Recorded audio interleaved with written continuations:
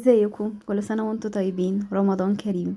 النهاردة هنعمل مع بعض وصفة سحور حلوة قوي ولذيذة كده وفظيعة. بس قبل ما نبدأ الفيديو ده، اللي أول مرة يشوفني بليز اعملوا لايك وشير الفيديو ده واعملوا سبسكرايب اللي أول مرة يتفرج عليا. ويلا بقى بينا نبدأ على طول في الوصفة. دي وصفة سحور زي ما قلت لكم. هنحتاج فيها حاجات من التلاجة، مش ضروري جدا الحاجات اللي انا حطيتها، كل واحد يحط اللي موجود عنده. فيلا بينا نبدأ على طول. كتير هنحتاج بطاطس مهروسة. هنسلق كده بطاطس. شوفوا بقى انتوا قد ايه بطاطس عايزين تسلقوها. تقريبا الطبق ده عمل معايا من بطاطسيتين صغيرين. سلقتهم. هضيف عليهم بقى بعد ما اهرسهم كده، بعد ما يتسلقوا ويستووا، هضيف عليهم لبن.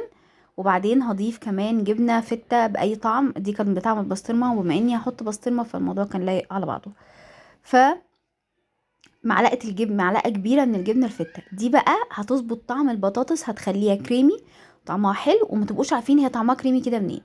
هقلب كويس قوي الميكس ده مع بعضه، اللبن مع الجبنه والبطاطس، تقليبه كده حلوه يعني. وبعدين هضيف بقدونس، بحب اضيف جدا للبطاطس بقدونس، بيديها طعم حلو قوي. تمام. وهضيف بقى بسطرمه وجبنه رومي او جبنه موتزاريلا اللي موجوده عندك.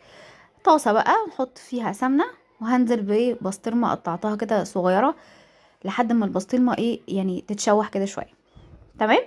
تمام. هنزل بالبطاطس بعد كده، الميكس اللي احنا عملناه مع بعض، وببقيه شويه اللبن. انا مش بحتاج لبن كتير، فنجان من اللبن كده.